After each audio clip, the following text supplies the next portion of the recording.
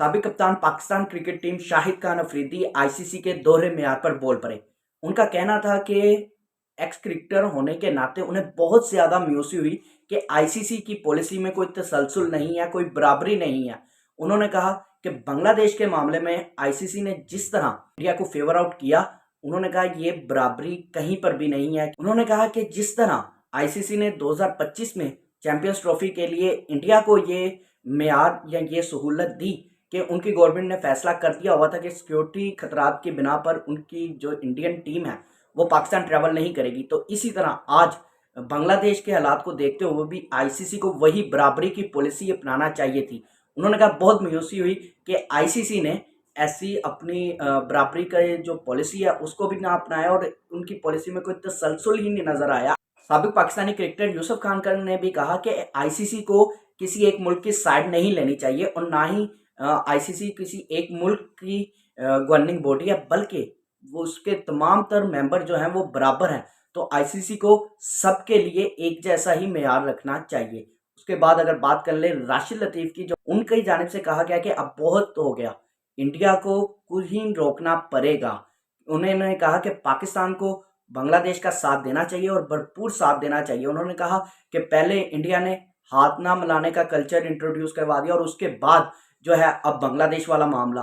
उन्होंने कहा इस तमाम तर मामले में जो है पाकिस्तान को बांग्लादेश के साथ भरपूर अंदाज में खड़ा होना चाहिए और पाकिस्तान को उसकी हमायत करनी चाहिए। उन्होंने कहा कि मुस्तफिजुर रहमान को आईपीएल से हटाने की बात एक बीजेपी रहनुमा ने की और उन्हें मारने की धमकी भी दी गई और उसके साथ ही उनको मारने वाले के लिए इनाम का ऐलान भी किया गया। साबिक कप्तान राशिद लतीफ़ का मजीद कहना था कि बांग्लादेश के मामले पर अभी तो बाकी जो आईसीसी के मेंबर हैं वो खामोश हैं क्योंकि मामलात जो हैं वो माली हैं।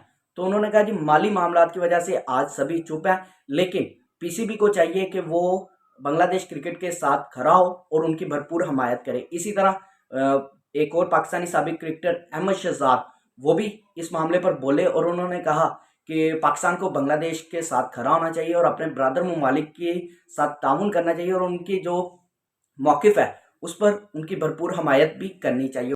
इसी तरह बाकी तमाम क्रिकेटर्स का भी यही कहना है कि आईसीसी को चाहिए कि वो एक तसलसल और बराबरी की पॉलिसी अपनाए और दोहरे मेयार की ये जो पॉलिसी है उससे आईसीसी को निकलना चाहिए, क्योंकि आईसीसी तमाम जो ममालिक हैं, तमाम बोर्ड्स जो हैं उनके लिए है, ना कि सिर्फ एक मुल्क की गवर्निंग बॉडी है कि जो इस तरह एक तरफा फैसला कर दे और एक मुल्क के लिए उसने एक पॉलिसी सेट की है और दूसरे मुल्क के लिए दूसरी पॉलिसी। तो तमाम क्रिकेटर्स आईसीसी के इस फैसले से नाखुश हैं कि जो आईसीसी ने बांग्लादेश की जगह स्कॉटलैंड को आईसीसी टी20 वर्ल्ड कप 2026 के लिए अनाउंस कर दिया है। इसी पर पाकिस्तानी क्रिकेट बोर्ड के चेयरमैन मोहसिन नकवी ने भी कल कहा था कि अगर आईसीसी ने 21वीं टीम का फैसला कर लिया है तो 22वीं टीम का भी फैसला कर ले।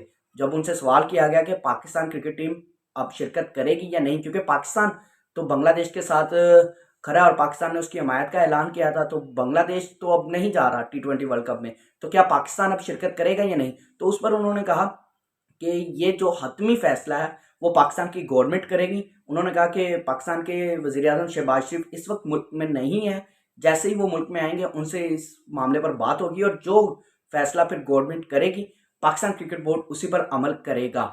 लेकिन उन्होंने कहा जी बांग्लादेश के साथ अनजस्टिस हुआ है, अनफेयर हुआ है। उन्होंने भी इस बात पर ही जोर दिया कि आईसीसी ने चैंपियंस ट्रॉफी की बारी तो पाकिस्तान आने के लिए इंडिया को फेवर कर दिया, लेकिन अब जब सिक्योरिटी खदशात हैं और बांग्लादेश की गवर्नमेंट बांग्लादेश क्रिकेट बोर्ड को हदायत कर रही है कि वो इंडिया ट्रैवल ना करे और वहाँ नहीं जा सकती, तो अब आईसीसी उनको फेवर आउट क्यों नहीं कर रहा और श्रीलंका में मैचेस होने ही हैं तो उनके मैचेस वहाँ क्यों नहीं शिफ्ट करवा देता।